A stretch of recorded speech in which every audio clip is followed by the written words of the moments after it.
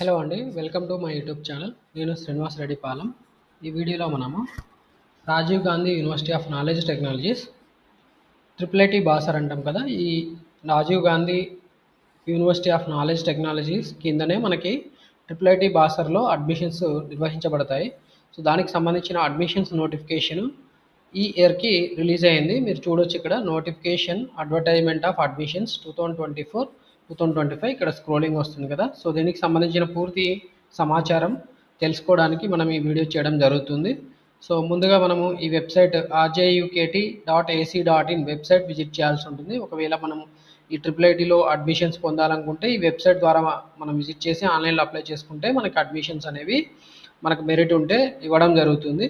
So ముందుగా మనం ఈ వెబ్సైట్ విజిట్ చేయాలి. విజిట్ చేసిన తర్వాత మనం ఇక్కడ చూసుకోవచ్చు, కిందికి స్క్రోల్ చేస్తే అడ్మిషన్స్ యూజీ అడ్మిషన్స్ 2024-2025 అని మనకి ఇక్కడ కనిపిస్తుంది. సో ఇక్కడ ఏదైతే కనిపిస్తుందో ఈ లింక్ను మనం క్లిక్ చేయాల్సి ఉంటుంది. సో లింక్ క్లిక్ చేయగానే మనకి ఇలా వెబ్ పేజ్ ఓపెన్ అవుతుంది, అడ్మిషన్కి సంబంధించిన వెబ్ పేజ్. సో దీంట్లో మనం ఇక్కడ చూసుకోవచ్చు, ఇంపార్టెంట్ డేట్స్ ఇచ్చారు. Date of notification 27th May, issue of applications online 1st June 2024, last date for receiving applications online 22nd June 2024 up to 5 PM. So మనం 1st June నుంచి 22nd June వరకు కూడా apply చేసుకోవచ్చు ఆన్లైన్లో. And last date for receiving printout of the online applicants by post for special categories PHU, cap, NCC, sports. So ఇక్కడ మామూలుగా అయితే apply చేసుకున్న తర్వాత వీళ్ళందరూ కూడా ఇక్కడ ఎవరైతే స్పెషల్ కేటగిరీస్ ఉంటారో సో వీళ్ళందరూ కూడా 1st నుంచి 22nd లోపే అప్లై చేసుకోవాలి. బట్ వాళ్ళకి ఏదైతే ఈ స్పెషల్ కేటగిరీ వాళ్ళు ఉంటారో వాళ్ళ అప్లికేషన్స్ హార్డ్ కాపీస్ కూడా పోస్ట్లో పంపించాల్సి ఉంటుంది. సో ఆ పంపించడానికి ఇచ్చిన లాస్ట్ డేట్ వచ్చి 29th June. ఓకే, సో ఇది మనకి ఈ స్పెషల్ కేటగిరీస్ వాళ్ళకి ఇచ్చిన 1 week ఎక్స్టెన్షన్. దాని తర్వాత మనకి మరి రిజల్ట్స్ ఎప్పుడు వస్తాయంటే 3rd July రోజున రిజల్ట్స్ వస్తాయి టెంటేటివ్గా. అండ్ మనకి దాని తర్వాత సర్టిఫికేట్ వెరిఫికేషన్ చేయడం జరుగుతుంది. Certificate verification for candidates selected, ఎవరైతే సెలెక్ట్ అయిన క్యాండిడేట్స్ ఉంటారో వాళ్ళకి సర్టిఫికేట్ వెరిఫికేషన్ వచ్చి RJUKT బాసర క్యాంపస్ నిర్మల్ డిస్టిక్లో చేయడం జరుగుతుంది. అది డేట్స్ ఇచ్చారు ఇక్కడ 8th to 10th July. ఈ 3 రోజులలో ఏ రోజులో ఒక్క రోజైనా ఉండవచ్చు. అండ్ మనకి తర్వాత reporting to the campus will be intimated separately. మనకి అంతా కంప్లీట్ అయిపోయిన తర్వాత, సెలక్షన్ అయిపోయిన తర్వాత కాలేజీలో క్లాసెస్ స్టార్ట్ అవ్వడం అనేది మనకి తర్వాత ఇంటిమేట్ చేస్తామని చెప్పారు. సో ఇది ఇంపార్టెంట్ డేట్స్. సో ఇక్కడ మనకి లింక్స్ కూడా కనిపిస్తున్నాయి, ఆన్లైన్ అప్లికేషన్ చేయడానికి లింక్స్. ఇక్కడ online application for general global students, so ఇక్కడ ఈ లింక్ క్లిక్ చేయాల్సి ఉంటుంది. Online application for NRI students అయితే ఈ లింక్ క్లిక్ చేయాల్సి ఉంటుంది. సో లింక్ క్లిక్ చేసి చూపిస్తాను మీకు, ఇలా వెబ్ పేజ్ ఓపెన్ అవుతుందండి. సో ఇంటర్ఫేస్ అనేది ఇలా ఉంటుంది. అండ్ తర్వాత మనకి గ్లోబల్ స్టూడెంట్స్ ఇంటర్ఫేస్ ఇలా ఉండబోతుంది. ఓకే, సో ఇది NRI అడ్మిషన్కి సంబంధించిన ఇంటర్ఫేస్. సో వీళ్ళు ఇక్కడ సింపుల్గా గూగుల్ ఫామ్ ఇచ్చారు, దీంట్లో డేటా ఎక్కువగా అడగట్లేదు వాళ్ళు. ఓకే, గూగుల్ ఫామ్ మాత్రమే ఇచ్చారు. సో మరి general category and global students అంటే మనకి ఇండియాలో ఉన్న గల్ఫ్లో పనిచేసే వాళ్ళ పిల్లలకి కొన్ని సీట్స్ రిజర్వ్ చేయడం జరిగింది. సో తెలంగాణ, ఆంధ్రప్రదేశ్ సంబంధించిన వాళ్ళు ఎలాగూ ఇక్కడ జనరల్ అడ్మిషన్స్ అవుతారు. అండ్ గ్లోబల్ స్టూడెంట్స్ అంటే అదర్ దాన్ తెలంగాణ, ఆంధ్రప్రదేశ్ సంబంధించిన ఎవరైతే పిల్లలు ఉన్నారో వాళ్ళ పేరెంట్స్ ఒకవేళ గల్ఫ్లో పనిచేస్తూ ఉంటే, గల్ఫ్ కంట్రీస్ అని ఉంటాయి కదా, గల్ఫ్ కంట్రీస్లో పనిచేసే వాళ్ళకి గ్లోబల్ స్టూడెంట్స్ అనే కేటగిరీ పెట్టి వాళ్ళకి అడ్మిషన్స్ ఇవ్వడం జరుగుతుంది. సో దానికి సంబంధించిన డీటెయిల్ ఇన్ఫర్మేషన్ మొత్తం కూడా మనకి ఇక్కడ ఈ ప్రాస్పెక్టస్లో మెన్షన్ చేయడం జరిగింది. ముందుగా అయితే ఇవి లింక్స్. దాని తర్వాత చూద్దాం ఇక్కడ మన ఈ నోటిఫికేషన్ ఎప్పుడు వచ్చింది. మరి దీనికి సంబంధించిన పేపర్లో నోటిఫికేషన్ ఇచ్చారు. సో ఇదే మనం ఇందా చెప్పుకునే ఇన్ఫర్మేషన్. ఇది 27th May రోజున వచ్చింది. సో 27th May రోజున మనకి యాక్చువల్లీ పేపర్ నోటిఫికేషన్ అనేది రిలీజ్ చేయడం జరిగింది.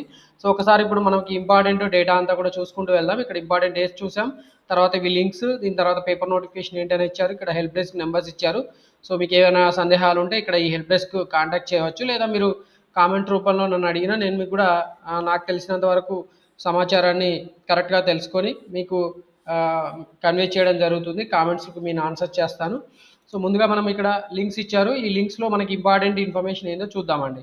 ఓకే, సో ఇదంతా కూడా హోమ్ పేజ్లోనే ఉంది. ఇన్ఫర్మేషన్ అడ్మిషన్కి సంబంధించిన హోమ్ పేజ్లోనే ఉన్నాం మనము. అండ్ ఇక్కడ మనకి ప్రాస్పెక్టస్ అని ఇచ్చారు. ఈ ప్రాస్పెక్టస్ చూద్దాం ఒకసారి. సో ప్రాస్పెక్టస్ చాలా ఇన్ఫర్మేషన్ ఉంది, 8 pages ఉంది. సో దాంట్లో డీటెయిల్గా మనకి ఇన్ఫర్మేషన్ ప్రొవైడ్ చేయడం జరిగింది. దీన్ని ఒకసారి చూద్దాం. సో మొత్తానికైతే మీకు తెలిసినంత వరకు ఒక ఐడియా ఉందనుకుంటున్నాను. RJUKT బాసర ట్రిపుల్ ఐటీలో అడ్మిషన్స్ మనకి టోటల్గా 6 years చదువుకోవడానికి అడ్మిషన్స్ నిర్వహిస్తారు. సో ఇక్కడ మనకి first year of integrated BTech program for the year 2024-2025కి సంబంధించిన అడ్మిషన్స్ కోసం ఈ అప్లికేషన్ చేసుకోవాల్సి ఉంటుంది. సో మనకి టోటల్ 6 ఇయర్స్ ఉంటాయి. ఫస్ట్ ఇయర్ మనం ఇంటిగ్రేటెడ్ బీటెక్ అంటే 2 ఇయర్స్ ప్లస్ 4 ఇయర్స్ ఉంటాయండి. 2 ఇయర్స్ అంటే నార్మల్గా ఇంటర్మీడియట్ కోర్స్ ఉంటుంది. దాని తర్వాత ఒక 4 ఇయర్స్ మనకి బీటెక్ సంబంధించిన కోర్సెస్. దాంట్లో కూడా 2 ఇయర్స్లో వచ్చిన మెరిట్ని బట్టి మనకి ఆ తర్వాత 4 ఇయర్స్లో మనం ఏదో ఒక బ్రాంచ్ సెలెక్ట్ చేసుకోవాల్సిన అవసరం ఉంటుంది. సో అలా మనకి టోటల్గా 6 ఇయర్స్ IIITలో కోర్సు నిర్వహిస్తారు. మీ అందరికి తెలిసే ఉంటుంది. ఒకవేళ తెలియకపోతే మాత్రం ఇప్పుడు తెలుసుకోండి. 2 ఇయర్స్ మనకి ఇంటర్మీడియట్ సంబంధించిన సిలబస్ ఉంటుంది. తర్వాత 4 ఇయర్స్ ఇంజనీరింగ్ స్పెషలైజేషన్ మనం చేయాల్సి ఉంటుంది. సో దానికి సంబంధించిన ప్రాస్పెక్టస్ ఫుల్ డీటెయిల్స్ ఇక్కడ ఇచ్చారు. దాని గురించి మనం ఇక్కడ చూస్తున్నాము. సో మనకి ఇందాక చెప్పుకున్నాము, ఇవంతా కూడా ఇంపార్టెంట్ డేట్స్ మనం ఆల్రెడీ చూసాము, ఇవి అవసరం లేదు మళ్ళీ. So procedure for applying admissions into RGUKT, ఇక్కడ మనకి ప్రొసీజర్ ఎలా ఉంటుంది ఏంటి అని ఇచ్చారు. సో దీనికి సంబంధించిన ప్రొసీజర్ కూడా మనం ఇప్పుడు ఇదే వీడియోలో చూద్దాము యాక్చువల్లీ. సో ఇక్కడ థియరిటికల్గా ఇచ్చారు. Process of submitting applications comprise of the following steps. Fill the online application form and get the application ID after submitting the details. So మనం ఒక అప్లికేషన్ ఫామ్ ఫిల్అప్ చేయాల్సి ఉంటుంది. ఫిల్అప్ చేసిన తర్వాత మనకు ఒక అప్లికేషన్ సబ్మిట్ చేసిన తర్వాత మనకు ఒక అప్లికేషన్ ఐడి వస్తుంది. సో ఐడి మనము జాగ్రత్తగా ఉంచుకోవాలి. ఐడి తోటి మనం ఇప్పుడు ఏం చేయాలంటే అప్లికేషన్ ఫీ పే చేయాల్సి ఉంటుంది. ముందుగా అప్లికేషన్ ఫామ్ ఫిల్ చేయాలి. ఫిల్అప్ చేసి సబ్మిట్ చేసిన తర్వాత ఒక అప్లికేషన్ ఐడి వస్తుంది. దానితోటి మనం ఏం చేయాలంటే ఆ అప్లికేషన్ ఐడికి మనము అప్లికేషన్ ఫీ పే చేయాల్సి ఉంటుంది. దాని తర్వాత ప్రింట్ అప్లికేషన్ ఫామ్, ఇప్పుడు ఏదైతే మనం అప్లికేషన్ ఫామ్ ఫిల్అప్ చేసామో దాని అప్లికేషన్ ప్రింట్ తీసుకోవాలి. నార్మల్గా జనరల్ కేటగిరీ అంటే స్పెషల్ కేటగిరీస్ లేని వాళ్ళైతే ఆన్లైన్లో సబ్మిట్ చేస్తే సరిపోతుంది. బట్ ఎవరైతే స్పెషల్ కేటగిరీ రిజర్వేషన్, ఇక్కడ మీరు చూడొచ్చు pH physically handicapped, cap children of armed personal అంటే మిలిటరీలో పనిచేసే వాళ్ళు, ఎక్స్ సర్వీస్ మెన్స్ అలాంటి వాళ్ళు, ఎన్సీసీ నేషనల్ క్యాడెట్ కాప్స్ అంటారు అలాంటి వాళ్ళకి సర్టిఫికేట్ ఉన్న వాళ్ళు, ఏ సర్టిఫికేట్ ఉన్న వాళ్ళు, స్పోర్ట్స్ ఎవరైనా స్పోర్ట్స్ స్టూడెంట్స్ స్పోర్ట్స్లో నేషనల్ లెవెల్, డిస్ట్రిక్ట్ లెవెల్, లేకపోతే ఒలింపిక్స్ ఇలాంటి వాళ్ళు, ఇంటర్నేషనల్ లెవెల్ ఈవెంట్స్ ఇలాంటి వాటిలో పార్టిసిపేట్ చేసిన వాళ్ళు, వాళ్ళ స్పెషల్ కేటగిరీ రిజర్వేషన్ ప్రకారం సీట్ పొందాలనుకుంటే ఈ ఏదైతే అప్లికేషన్ ఫామ్ ఫిల్అప్ చేశారో ఆ అప్లికేషన్ ఫామ్ను కూడా పంపించాల్సి ఉంటుంది. సో అప్లికేషన్ ఫామ్ పంపించేటప్పుడు వాళ్ళు ఇలా కొన్ని డాక్యుమెంట్స్ కూడా పంపించాల్సి ఉంటుంది. అప్లికేషన్తో పాటు వాళ్ళు ఏమేమి పంపించాలి అంటే the receipt issued by the TS online services, అంటే మీరు ఏదైతే అప్లికేషన్ ఫీ పే చేశారో అది టీఎస్ ఆన్లైన్ సర్వీసెస్ ద్వారా పే చేయాల్సి ఉంటుంది. ఆ అప్లికేషన్ ఫీ రిసిప్ట్ను మీరు పంపించాల్సి ఉంటుంది. వన్ ఆఫ్ ది డాక్యుమెంట్ ఎలా ఎందుకు పంపించాలి మరి అంటే మీరు పిహెచ్, క్యాప్, ఎన్సీసీ, స్పోర్ట్స్ ఈ కేటగిరీలో మీరు స్పెషల్ రిజర్వేషన్ ద్వారా అడ్మిషన్ పొందాలనుకుంటే ఈ డాక్యుమెంట్స్ పంపించాలి. వాటిలో ఒకటి ఏంటంటే receipt issued by the TS online services. Next చూడండి ఫిజికలీ ఛాలెంజ్డ్, ఇక్కడ ఎవరైతే ఫిజికలీ హ్యాండిక్యాప్డ్ ఉన్నారో అలాంటి వాళ్ళు ఫిజికలీ ఛాలెంజ్ సర్టిఫికేట్ పంపించాల్సి ఉంటుంది with form 4A sign by the competent authority. ఇక్కడ మనకి యానెక్జర్స్ ఇచ్చారు. సో యానెక్జర్కి సంబంధించిన లింక్ కూడా మనకి ఇక్కడ ఇవ్వడం జరిగింది అడ్మిషన్స్ దానికి సంబంధించిన దాంట్లోనే. సో మనకి చూపిద్దాము ఇక్కడ. సో ఇవి యానెక్జర్స్ అండి, యానెక్జర్స్ చూసుకోవాలి. సో మీకు ఇక్కడ యానెక్జర్ నెంబర్ ఇస్తారు. ఆ యానెక్జర్ నెంబర్ ఉన్న కాపీ ఏదైతే ఉందో అది చూసుకొని దాని ప్రకారం ప్రొఫార్మా సర్టిఫికేట్ ప్రిపేర్ చేసుకొని ఆ సర్టిఫికేట్ మీరు సబ్మిట్ చేయాల్సి ఉంటుంది. ఇక్కడ మనకి ఇప్పుడు ఫిజికలీ హ్యాండిక్యాప్డ్ వాళ్ళకి యానెక్జర్ 6 అన్నాడు. సో ఇక్కడ యానెక్జర్ 6 చూసుకోవాలి ఇక్కడ. ఓకే, యానెక్జర్ 6.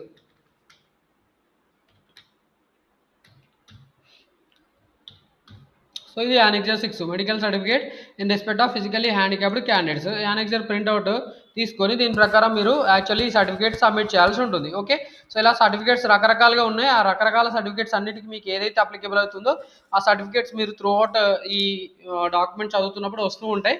సో వాటిలో మీకు ఏది అప్లికేబుల్ అది మీరు నోట్ చేసుకొని పెట్టుకోండి. దాని తర్వాత దాన్ని ప్రింట్అవుట్ తీసుకొని మీరు అప్లికేషన్స్ ఫామ్ సబ్మిట్ చేసి వెరిఫికేషన్ వెళ్ళేటప్పుడు ఆ ఒరిజినల్ సర్టిఫికేట్ తీసుకొని వెళ్ళాల్సి ఉంటుంది.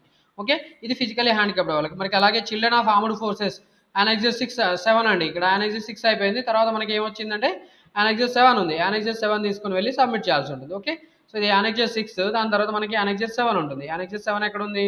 సో చూద్దాం. యానెక్జర్ 7 కూడా ఇచ్చారు. యానెక్జర్ 7 ప్రకారం యానెక్జర్ 7 తీసుకొని వెళ్ళాలి. ఓకే, సో ఇది యానెక్జర్ 7. ఇలా మీకు ఏదైతే అప్లికేబుల్ అవుతుందో అది దాన్ని మీరు తీసుకొని వెళ్ళి సబ్మిట్ చేయాల్సి ఉంటుంది. లేదంటే మీరు పోస్ట్ పంపించాల్సి ఉంటుంది. పోస్ట్ ఇక్కడ స్పెషల్ కేటగిరీ వాళ్ళకి కాబట్టి వీళ్ళు ఒరిజినల్ అప్లికేషన్ ఫామ్తో పాటు ఈ డాక్యుమెంట్స్ వీళ్ళు పంపించాల్సి ఉంటుంది. ఓకే, మీకు ఏదైతే అప్లికేబుల్ అవుతుందో ఆ యానెక్జర్ ప్రొఫార్మా సర్టిఫికేట్ మీరు పంపించాల్సి ఉంటుంది. ఎన్సీసీ వాళ్ళకైతే యానెక్జర్ 8 అని ఉంది. స్పోర్ట్స్ వాళ్ళకైతే యానెక్జర్ 8. ఓకే, ఇక్కడ మీకు స్పోర్ట్స్లో కూడా యానెక్జర్ 8 అని ఉంది. ఓకే, దాని తర్వాత అప్లికేషన్ ఫీ ఎలా ఉంది మరి? అప్లికేషన్ ఫీ అనేది ఓసీబీసీ ఎవరైతే తెలంగాణ స్టేట్కి ఆంధ్రప్రదేశ్ సంబంధించిన వాళ్ళు ఉన్నారో అలాంటి వాళ్ళకి 500 అప్లికేషన్ ఫీ ఉంది. అదర్ దాన్ ఓసీబీసీ ఇక్కడ తెలంగాణ ఆంధ్రప్రదేశ్ సంబంధించిన ఎస్సీ ఎస్టీ అంటే ఇక్కడ ఓసీబీసీ అయిపోయింది. తర్వాత ఎస్సీ ఎస్టీ ఉంది. ఎస్సీ ఎస్టీ వాళ్ళకైతే 450 అప్లికేషన్ ఫీగా నిర్ణయించడం జరిగింది. For the candidates of the other states other than Telangana, Andhra Pradesh for global seats. Global seats అంటే మనం ఇందా చెప్పుకున్నాం. గల్ఫ్లో పనిచేసే పేరెంట్స్ ఎవరైతే ఉంటారో అలాంటి వాళ్ళ పిల్లలకి చదువుకోవడానికి అవకాశం కోసం మనకి గ్లోబల్ సీట్స్ అనేవి ఫిక్స్ చేశారు. సో ఆ గ్లోబల్ సీట్స్ ప్రకారం మీరు అప్లికేషన్ సబ్మిట్ చేయాలంటే మీరు పే చేయాల్సిన అప్లికేషన్ ఫీ ఎంత అంటే 1500. For the candidates of Telangana interested in unfilled global seats. ఇక్కడ గ్లోబల్ సీట్స్ ద్వారా ఫిల్ చేసిన తర్వాత కూడా కొన్ని సీట్స్ ఏవైతే మిగిలిపోయాయో అలాంటి వాటికి తెలంగాణలో ఉన్న పిల్లలు ఎవరైతే ఉన్నారో అలాంటి వాళ్ళు ఇంట్రెస్ట్ అయితే వాళ్ళు పే చేయాల్సిన అప్లికేషన్ ఫీ. అంటే నార్మల్గా వీటికి మీరు ఫీ పే చేయాల్సిందే. దాని తర్వాత ఒకవేళ ఇక్కడ రిజర్వ్ చేయబడిన ఏవైతే గ్లోబల్ సీట్స్ ఉన్నాయో వాటిలో ఏమైనా కొన్ని సీట్స్ వేకెంట్ ఉంటే ఆఫ్టర్ ఎగ్జాస్టింగ్ అంటే వీళ్ళందరికీ ఫిల్అప్ చేసిన తర్వాత ఇక్కడ గ్లోబల్ సీట్స్ ఎవరైతే ఫిల్అప్ అయిపోయారో అలాంటి వాళ్ళకి అడ్మిషన్స్ ఇవ్వడం ద్వారా కూడా కొన్ని సీట్స్ మిగిలిపోయాయి అనుకోండి, అప్పుడు తెలంగాణ వాళ్ళకి ప్రిఫరెన్స్ ఇస్తున్నారంట. సో దానికి అప్లికేషన్ ఫీ మీరు ఒకవేళ ఇంట్రెస్ట్ అయితే మీరు పే చేయాల్సింది 1500. For candidates of NRI and international $100 pay చేయాల్సి ఉంటుంది. ఓకే, మనం చెప్పుకుంటున్న ఈ అమౌంట్ ఏదైతే ఉందో ఈ అమౌంట్ మనము actually TS online service centres ద్వారా పే చేయాల్సి ఉంటుంది. సో వాళ్ళు పే చేయించినందుకు వాళ్ళ ద్వారా పే చేయించుకుంటున్నందుకు వాళ్ళు సర్వీస్ ఛార్జెస్గా ₹25 పర్ క్యాండిడేట్ లేదా పర్ అప్లికేషన్ కలెక్ట్ చేస్తారు. సో ఆ అమౌంట్ పే చేయాల్సి ఉంటుంది. అడిషనల్గా మనం ఇక్కడ చెప్పుకుంటున్న అప్లికేషన్ ఫీ అమౌంట్స్తో పాటు సో మనం ఆల్రెడీ ఇక్కడ అమౌంట్స్ ఏంటి అనేది చూసాము. దానికి అడిషనల్గా ₹25 పే చేయాల్సి ఉంటుంది పర్ అప్లికేషన్. మరి ఇంకోటి, if any candidate submits his or application for more than once in such case the latest application is consider for the selection process. మీరు లేటెస్ట్గా ఏదైతే అంటే more than one application submit చేయకూడదు. ఇక్కడ ఏదైతే more than application one submit చేస్తారో దాంట్లో లేటెస్ట్గా మీరు ఏదైతే ఇన్ఫర్మేషన్ సబ్మిట్ చేస్తారో ఆ అప్లికేషన్లో ఉన్న ఇన్ఫర్మేషన్ మాత్రమే వాళ్ళు కన్సిడర్ చేస్తారని చెప్పారు. And after immediately paying the మనం అప్లికేషన్ ఫామ్ ఫీ అమౌంట్ ఏదైతే ఉందో ఆ అమౌంట్ పే చేసిన తర్వాత మనం 29th జూన్ లోపు మనము ఈ పర్టికులర్ ఏవైతే స్పెషల్ కేటగిరీస్ ఉన్నాయో పిహెచ్, క్యాప్, ఎన్సీసీ, స్పోర్ట్స్ ఈ అప్లికెంట్స్ వాళ్ళ అప్లికేషన్తో పాటు ఈ ఏదైతే అమౌంట్ పే చేశారో ఆ అమౌంట్ ఆఫ్ ఫీ రిసిప్ట్ దాంతోపాటు వాళ్ళ అప్లికేషన్ని మనం ఇక్కడ స్పీడ్ పోస్ట్ లేదా రిజిస్టర్ పోస్ట్ ద్వారా convener UG admission 2024-25 Rajiv Gandhi university of knowledge technologies Basar Nirmal district Telangana state 504107కి పంపించాల్సి ఉంటుంది. అలాగే మనం ఏదైతే పంపిస్తామో ఆ కవర్ లేదా పోస్టల్ కవర్ దాని మీద మనం application for UG admission 2024 RGUKT Basar అని రాయాల్సి ఉంటుంది. ఇక్కడ పైన అప్లికేషన్ ఏదైతే పంపించే ఫామ్ మనకి కవర్ ఉంటుందో అప్లికేషన్ ఎన్వలప్, సో ఆ ఎన్వలప్లో మనం పైన ఇక్కడ రాయాల్సి ఉంటుంది application for UG admission 2024 RGUKT Basar అని రాయాల్సి ఉంటుంది. మరి అప్లికేషన్లో మనకి ఫైనల్గా మనం సబ్మిట్ చేసిన అప్లికేషన్స్లో మనకి అడ్మిషన్ ఎలా ఇస్తారు అనేది కూడా ఇక్కడ క్లియర్గా ఇచ్చారు. Admissions to the first year of integrated BTech program for the year 2024-25 will be based on merit in grade point average. మనకి గ్రేడ్ పాయింట్ యావరేజ్ని బట్టి జీపీఏని బట్టే మనకి ఇక్కడ మెరిట్ లిస్ట్ ప్రిపేర్ చేయడం జరుగుతుంది. అండ్ ఆ మెరిట్ లిస్ట్ని బట్టి మనకి అడ్మిషన్స్ ఇస్తామని చెప్తున్నారు. Grades obtained in each subject in 10th class. Okay, grade point average తీస్తారు. అలాగే grade point obtained in each subject in 10th class and by following the statutory reservation of the state. మనకి reservation ఏదైతే ఉంటుందో స్టేట్లో మన తెలంగాణ స్టేట్లో follow అయ్యే reservation ప్రకారం ఈ grade point average and grade points obtained in each subject in 10th class దాని ప్రకారం మెరిట్ లిస్ట్ ప్రిపేర్ చేసి రిజర్వేషన్స్ ప్రకారం సీట్స్ అలానే అలాట్ చేయడం జరుగుతుంది. Deprivation score of 0.4 prescribed by the government for the year 24-25 under statute 13(3) shall be added to 10th class GPA of those applicants who studied in non-residential government schools including the Jilla Parishad and municipal schools with an objective of providing weightage to the socio-economically challenged students in the admission process. వీళ్ళు ఇక్కడ ఏమని చెప్తున్నారు అంటే ఎవరైతే government స్కూల్స్లో చదువుతారో government schools, జిల్లా పరిషత్ high schools, తర్వాత municipal schools ఇలాంటి వాటిలో చదువుతారో నాన్ రెసిడెన్షియల్ స్కూల్స్ ఇలాంటి వాటిలో చదివిన వాళ్ళు సింపుల్గా చెప్పాలంటే ప్రైవేట్ స్కూల్స్లో ఎవరైతే చదువుతారో అలాంటి వాళ్ళకి వచ్చిన గ్రేడ్ పాయింట్ యావరేజ్లో 0.4% 0.4 జీపీఏ తీసేస్తామని చెప్తున్నారు సింపుల్గా. అంటే మీకు 10 వచ్చినా కూడా ఇక్కడ 9.6 జీపీఏ కింద కన్సిడర్ చేస్తామని చెప్తున్నారు. ఎందుకంటే మీరు ప్రైవేట్ స్కూల్స్లో చదివారు, డబ్బులు ఉండి చదువుకున్నారు కాబట్టి ఎవరైతే డబ్బులు లేకుండా గవర్నమెంట్ స్కూల్స్లో చదువుకున్నారో డబ్బులు లేకుండా ఉన్న పేద పిల్లలు ఎవరైతే గవర్నమెంట్ స్కూల్స్, జిల్లా పరిషత్ హై స్కూల్స్, మున్సిపల్ స్కూల్స్లో చదివారో అలాంటి వాళ్ళకి ఒక యాడెడ్ అడ్వాంటేజ్ లేదా ఎంకరేజ్మెంట్ కోసం వాళ్ళకి పర్సంటేజ్లో మిమ్మల్ని కంపీట్ చేయలేరు కాబట్టి మీకు వచ్చిన జీపీఏలో వాళ్ళు కంపీట్ చేయలేరు కాబట్టి వాళ్ళకి తక్కువ జీపీఏ వస్తుంది కాబట్టి మెరిట్ లిస్ట్ ప్రిపేర్ చేసేటప్పుడు మీ జీపీఏలో 0.4 తీసేస్తామని చెప్తున్నారు. ఓకే, ఇది యాక్చువల్ దాని ప్రకారం మెరిట్ లిస్ట్ ప్రిపేర్ చేసి తర్వాత మనకి అడ్మిషన్స్ ఇవ్వడం జరుగుతుంది. అండ్ మనకి ఇక్కడ ఆర్జేకేడి బాసర్ అడ్మిషన్స్ ఈ ఇయర్లో 85% of the total available seats shall be reserved for the local candidates. Local candidates అంటే తెలంగాణ వాళ్ళకి. అండ్ మిగతా ఏవైతే 15% అంటే 100లో మనకి 85 సీట్లు తెలంగాణ వాళ్ళకి కేటాయిస్తారండి. మిగిలిన 15 సీట్స్ ఏవైతే ఉంటాయో ఆ సీట్స్ని తెలంగాణ ఆంధ్రప్రదేశ్ సంబంధించిన ఇద్దరు స్టూడెంట్స్ తోటి ఫిలప్ చేస్తారు based on the merit list, based on their merit అని చెప్తున్నారు. ఓకే, మెరిట్ లిస్ట్ ఎలాగో ప్రిపేర్ చేస్తారు. ప్రిపేర్ చేసిన మెరిట్ లిస్ట్లో మామూలుగా అయితే 85% సీట్స్ తెలంగాణ వాళ్ళకి ఫిలప్ చేస్తారు. మిగిలిన 15 సీట్స్ తెలంగాణ ఆంధ్రప్రదేశ్ ఇద్దరికి కేటాయిస్తామని చెప్తున్నారు. ఎందుకంటే ఇది యాక్చువల్ ప్రెసిడెన్షియల్ ఆర్డర్స్, ఇదంతా కూడా ప్రెసిడెన్షియల్ ఆర్డర్ ప్రకారం ఫిలప్ చేస్తున్నామని చెప్తున్నారు. ఆంధ్రప్రదేశ్ స్టేట్కు సంబంధించిన రిజర్వేషన్ యాక్ట్ ప్రకారం కూడా 85% రిజర్వేషన్ అనేది తెలంగాణ వాళ్ళకి ఇస్తారు. మిగిలిన 15% సీట్స్ ఆంధ్ర తెలంగాణ వాళ్ళ ఇద్దరికి సంబంధించిన మెరిట్ లిస్ట్ నుంచి కేటాయిస్తామని చెప్తున్నారు. ఇంకొకటి eligibility for admission candidate should have pass 10th class. మీరు 10th క్లాస్ పాస్ అయి ఉండాలి సింపుల్గా. And me 10th class examination అనేది ఫస్ట్ అటెంప్ట్లోనే పాస్ అయి ఉండాలి తెలంగాణ ఆంధ్రప్రదేశ్ సంబంధించిన వాళ్ళైతే. మరి ఇంకొకటి ఏజ్ రిస్ట్రిక్షన్ కూడా ఉందండి. Candidates whose age is above 18 years as on 1/6/2024 are not eligible to apply. మీ ఏజ్ 18 years కంటే దాటిపోతే 18 year క్రాస్ అయిన వాళ్ళు ట్రిపుల్ ఐటీ అడ్మిషన్స్లో నాట్ ఎలిజిబుల్. అలాగే ఇది మరి ఓసీ క్యాండిడేట్స్, బీసీ క్యాండిడేట్స్కి అయితే, ఎస్సీ ఎస్టీ వాళ్ళకైతే 21 years క్రాస్ అయిపోతే మాత్రం వాళ్ళు నాట్ ఎలిజిబుల్ అవుతారండి. మరి ఇది జనరల్ కేటగిరీస్ చూసాము. తర్వాత ఎస్సీ ఎస్టీ వాళ్ళకి ఏజ్ లిమిట్స్ ఏంటి అనేది చూసాము. ఎక్కడ చదివి ఉండాలి, ఏ క్లాస్ చదివి ఉండాలి అనేది చెప్పుకున్నాం. International students having Indian citizenship, persons of Indian origin, overseas citizen of India card holders వీళ్ళందరూ కూడా ఎలిజిబుల్ అవుతారు అని చెప్తున్నారు. ఇక్కడ మనం చూసుకున్నాం కదా, ఏమని చెప్పుకున్నాము, ఇక్కడ తెలంగాణ స్టేట్కి ఆంధ్రప్రదేశ్ సంబంధించిన వాళ్ళకి, అలాగే గ్లోబల్ సీట్స్ అని చెప్పుకున్నాము, అంటే ఆల్ ఓవర్ ఇండియాలో ఉన్న వాళ్ళకి. ఓకే, ఇండియన్ స్టూడెంట్స్ అందరికీ కూడా, ఇండియన్ ఆరిజిన్ స్టూడెంట్స్, ఎన్ఆర్ఐ అంటే ఇండియన్ ఆరిజిన్ స్టూడెంట్స్, ఇండియన్సే కాకపోతే వాళ్ళు వెళ్ళి ఫారిన్ కంట్రీస్లో సెటిల్ అయ్యారు, అలాంటి వాళ్ళు కూడా ట్రిపుల్ ఐటీ అడ్మిషన్స్కి ఎలిజిబుల్ అవుతారని చెప్తున్నారు. మరి రిజర్వేషన్ మనం ఆల్రెడీ చెప్పుకున్నాం. 85% of the total seats will be reserved for local candidates of Telangana and 15% for both Telangana Andhra Pradesh అని చెప్పుకున్నాం ఇందాక. మిగతా రిజర్వేషన్స్ కూడా అప్లికేబుల్ అవుతున్నాయి. ఆ రిజర్వేషన్స్ అన్ని కూడా ఇక్కడ ఇచ్చారు. ఎస్సీ 15% ఉంటుంది, బీసీఏకి 7%, బీసీబీకి 10%, బీసీసీకి 1%, బీసీడీకి 7%, బీసీఈకి 4% రిజర్వేషన్ ఉంది. ఎస్టీ రిజర్వేషన్ అయితే 10% ఉంది. అది ఒక జీవో ప్రకారం రిలీజ్ చేశారు. దాని ప్రకారం ఈడబ్ల్యూఎస్ కూడా 10% రిజర్వేషన్, లేదా మనకి తెలంగాణ గవర్నమెంట్ ఇచ్చిన రిజర్వేషన్ ఎలాగైతే ఉందో దాని ప్రకారం. ఫిజికలీ హ్యాండిక్యాప్డ్ లేదా ఫిజికలీ ఛాలెంజ్డ్ 3% టోటల్గా ఉంటుంది. దాంట్లో visually handicapped 1%, hearing impaired 1%, orthopaedically handicapped 1%, టోటల్గా ఇలా 3% రిజర్వేషన్ ఇస్తున్నారు. చిల్డ్రన్ ఆఫ్ ఆర్మ్డ్ పర్సనల్కి 2%, అంటే మిలిటరీ పర్సన్స్ ఎవరైతే ఉంటారో వాళ్ళ పిల్లలకి 2% రిజర్వేషన్ ఉంది. ఎన్సీసీ 1% రిజర్వేషన్, స్పోర్ట్స్ 0.5% రిజర్వేషన్ ఇస్తున్నారు. ఈ రిజర్వేషన్స్ అన్నింటిలో పాటు 33.13 లేదా 33.33 or 1/3% of the seats in all categories, OC, SC, ST, BC, special categories అన్నింటిలో కూడా 1/3 రిజర్వేషన్ అమ్మాయిలకు ఉండేటట్టు చూస్తామని చెప్తున్నారు ఇక్కడ.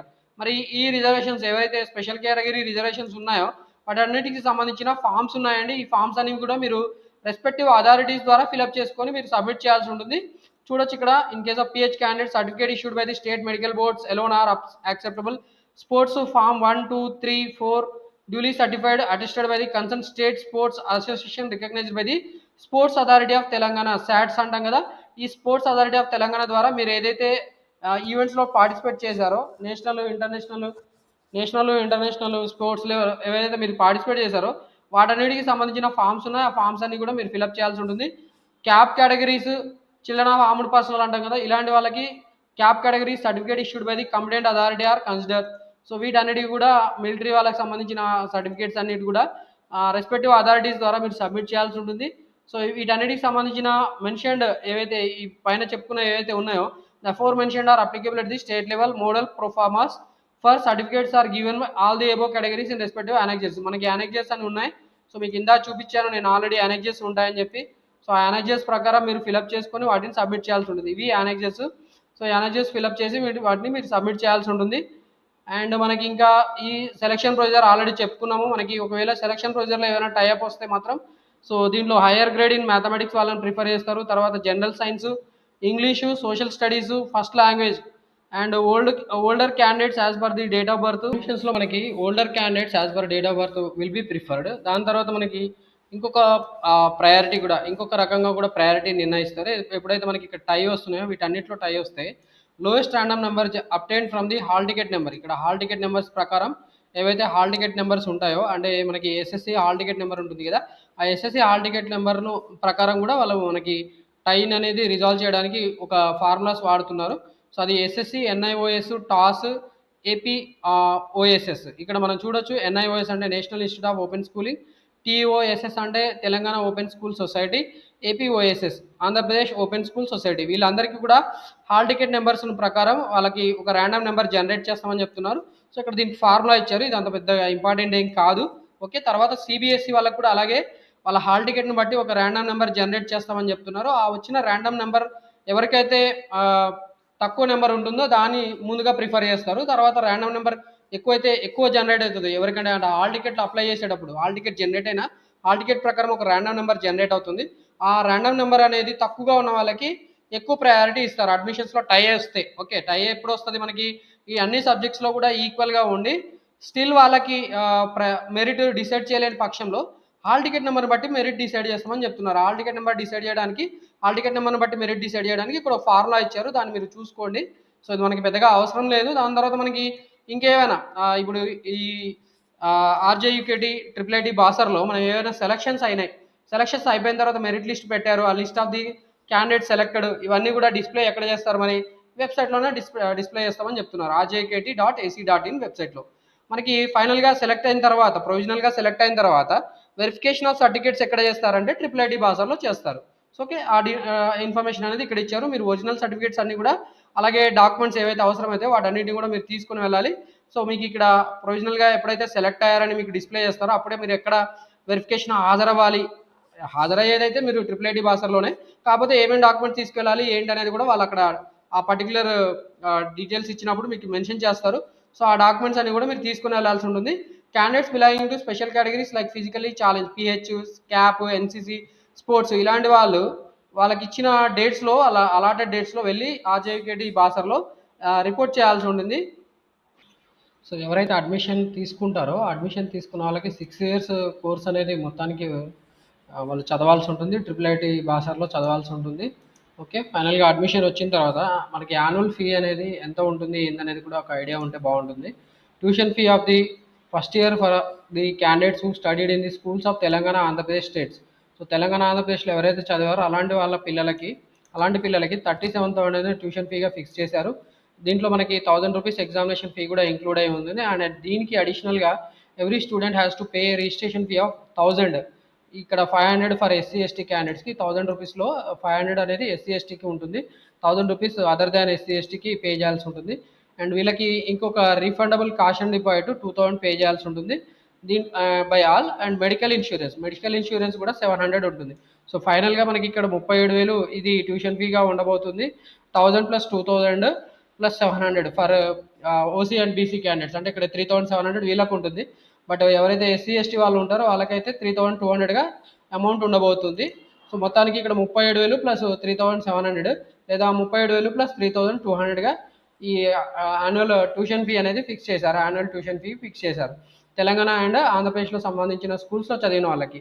Students who are eligible for fee reimbursement as per guidelines issued by the respective state government. So ఎవరికైతే student fees reimbursement eligibility ఉందో ఆ ఫీజు రీయింబర్స్మెంట్ స్టేట్ గవర్నమెంట్స్ ప్రకారం వాళ్ళకి ఫీజు రీయింబర్స్మెంట్ ఎలిజిబిలిటీ ఉన్న ప్రకారం వాళ్ళకి ఈ ఫీజు రీయింబర్స్మెంట్ అనేది కూడా అప్లికేబుల్ అవుతుంది.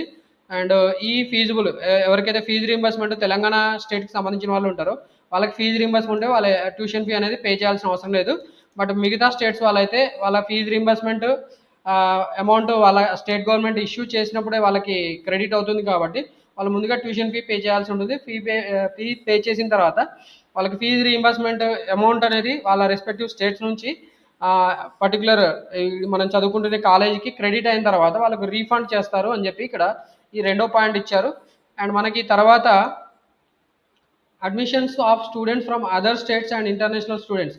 సో వీళ్ళకి 5% సూపర్ న్యూమరీ సీట్స్ క్రియేట్ చేస్తారు. సో ఆ 5% సూపర్ న్యూమరీ సీట్స్ ఏవైతే ఫిలప్ కావో అలాంటి వాటిని మిగతా మిగిలిపోయిన సీట్స్ అన్నింటినీ కూడా తెలంగాణ వాళ్ళు మనం తెలంగాణ స్టూడెంట్స్ తోటి ఫిలప్ చేస్తారు. కాకపోతే వాళ్ళు ఇక్కడ 1,37,000 ఎగ్జామ్ మనకి యాన్యువల్ ట్యూషన్ ఫీ పే చేయాల్సి ఉంటుంది. Okay. Tuition fee for the students from other states and children of Indians working in Gulf countries. మనం ఇందా చెప్పుకున్నాం గ్లోబల్ స్టూడెంట్స్ అని. గ్లోబల్ స్టూడెంట్స్ అనే కేటగిరీ ఏదైతే ఉందో వాళ్ళకి 1,37,000 పర్ యానం అనేది ఫీజుగా ఉండబోతుంది. దీంట్లో tuition fees, examination, hostel mess fees et cetera అన్నీ కూడా పే చేయాల్సి ఉంటుంది. వీటన్నిటిలో ఇంక్లూడ్ అయి ఉంటాయి. ఏవైతే tuition fees, examination, hostel, mess fees ఇవన్నీ ఇంక్లూడ్ అవుతాయని చెప్పారు.